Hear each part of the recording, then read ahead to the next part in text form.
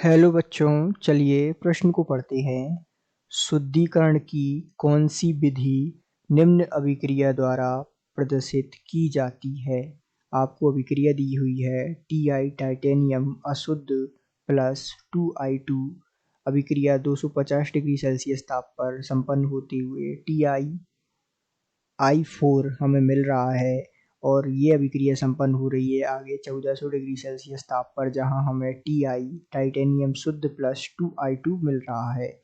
आपको विकल्प दिए हुए हैं। विकल्प ए है जॉन शोधन, विकल्प बी है मांड की विधि, विकल्प सी है खरपरण और विकल्प डी है बैन आर्केल विधि।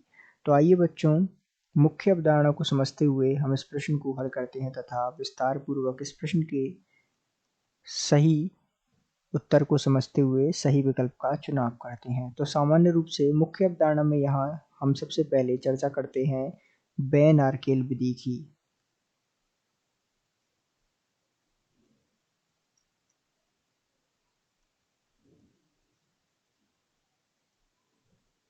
तो बैन आर्केल विधि जो है, टाइटेनियम जो ये अभिक्रिया दी हुई है इसके शुद्धिकरण के लिए प्रयुक्त होती है। अर्थात बैन आर्केल विधि में होता क्या है कि जो टाइटेनियम होता है ये सर्वप्रथम क्या होता है, अशुद्ध अवस्था में होता है।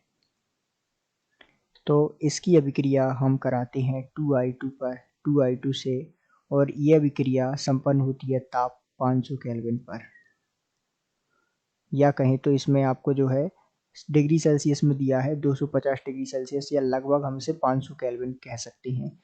यहाँ हमें मिलता है TiI4। जब हम TiI4 की अभिक्रिया लगभग जो है 1700 जो है केल्विन ताप के लगभग कराते हैं, अर्थात ये ताप जो है 1700 केल्विन के लगभग होता है केल्विन में। तो यहाँ पर हमें मिलता है Ti टाइटेनियम प्लस 2I2। तो ये जो हमें मिला है टाइटेनियम, ये हमें शुद्ध प्राप्त हुआ है। तो ये जो अभिक्रिया है वो, या ये जो हमने विधि देखी, ये बैन आर्केल विधि है। जॉन शोधन में हम उदाहरण के तौर पर चर्चा करें तो जर्मेनियम का जो है शोधन किया जाता है। खरपरण में हम सामान्य रूप से सिल्वर Ag का शोधन करते हैं या शुद्धिकरण करते हैं। मांड विधि की यदि हम चर्चा करें तो मांड विधि में सामान्य रूप से हम निखिल Na का शोधन या शुद्धिकरण करते हैं। तो इस प्रकार हम इस अभिक्रिया की चर्चा यहाँ कर रहे थे जो कि बैन आर्केल विधि से संबंधित है। तो हम कह सकते हैं कि दिए गए प्रश्न का सही उत्तर विकल्प डी है। आशा करते हैं आपको समझ आया होगा। धन्यवाद।